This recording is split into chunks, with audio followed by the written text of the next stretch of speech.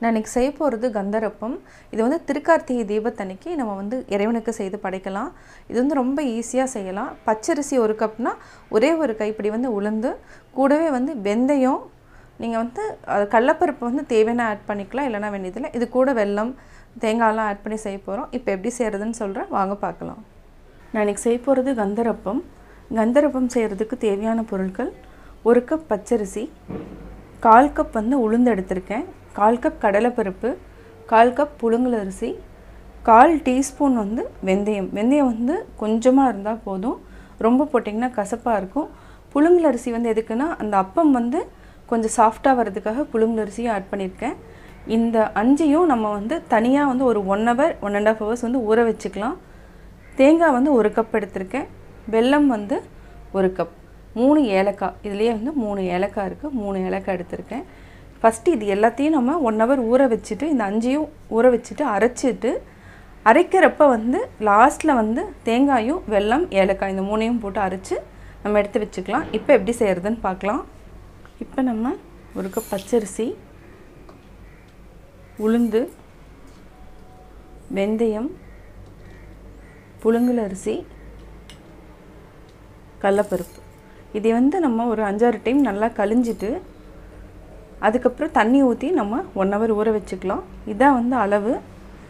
இதை வந்து ஊற வச்சுட்டு அரைச்சி முடிக்கிறப்ப வந்து வெல்லம் தேங்காய் ஆட் பண்ணி இப்போ நம்ம செய்ய போகிறோம்.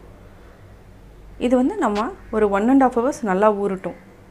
இதை வந்து நம்ம நல்லா 1.5 மணி நேரம் ஊறியாச்சு.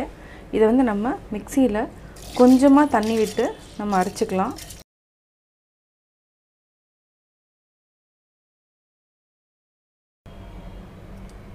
இதை வந்து நம்ம மிக்சியில் போட்டு நல்லா ஓரளவு கிரைண்ட் பண்ணதுக்கப்புறம், 3/4 வாசி நல்லா அரைச்சதுக்கப்புறம் நம்ம தேங்காய், ஏலக்காய், வெல்லம் 3ஐயும் ஆட் பண்ணிக்கலாம். இப்போ நல்லா அரைச்சிக்கலாம். இதை வந்து நான் 3/4 வாசி நல்லா அரைச்சிட்டேன். கூடவே வந்து தேங்காய், ஏலக்காய், வெல்லம் இதையும் நம்ம போட்டு நல்லா அரைச்சிக்கலாம். வெல்லத்தை வந்து கொஞ்சம் பொடி பண்ணிட்டேன், ஏன்னா ரொம்ப கட்டியாக இருந்துச்சுன்னா அது ஒரு மாதிரி இதாகும், கிரைண்டரில் அரைப்படாது. அதனால் நான் வந்து கொஞ்சம் பொடி பண்ணி இதையும் போட்டு மிக்சியில் அடித்து நம்ம ஒரு பாத்திரத்தில் ஊற்றிக்கலாம். அரைச்சிட்டோம். இதை வந்து நம்ம ஒரு பாத்திரத்தில் ஊற்றிக்கலாம். இப்போ நம்ம அப்போ வந்து இந்த மாவு பதத்தில் இருந்ததுன்னா அப்போ வந்து நல்லா வரும். இப்போ வந்து நம்ம அப்போ ஊற்றிக்கலாம். இப்போது ஆயில் ஹீட் ஆகிட்டுருக்கு. ஃபஸ்ட்டு நல்லா ஹீட் பண்ணதுக்கப்புறம் சிம்மில் லைட்டாக மீடியமான ஃப்ளேமில் வச்சுட்டு நம்ம இப்போ அப்போ ஊற்றலாம். நம்ம ஒன்றா தான் போட்டு எடுக்கணும்.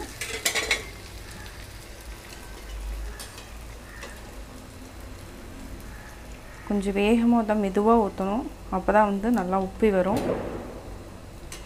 இப்போ நம்ம திருப்பி போட்டுக்கலாம். இப்போ நல்லா அப்போ வந்து உப்பி வந்திருக்கு. நம்ம இப்போ எடுத்துக்கலாம். இது வந்து என்னென்னா, நம்ம ஒன்றா தான் ஊற்றணும். இந்த மாதிரி ஒரு டிஷ்யூ பேப்பர் போட்டுட்டு அப்போ தான் எண்ணெய் வந்து உறிஞ்சும். எடுத்துக்கலாம்.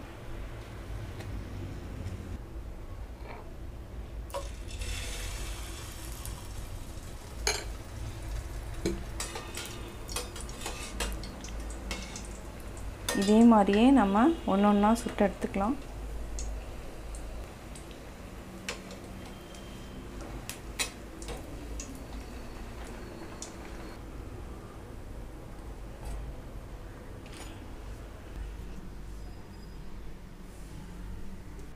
நான் கந்தரப்பம் எப்படி செஞ்சேங்கிறத பார்த்தீங்க.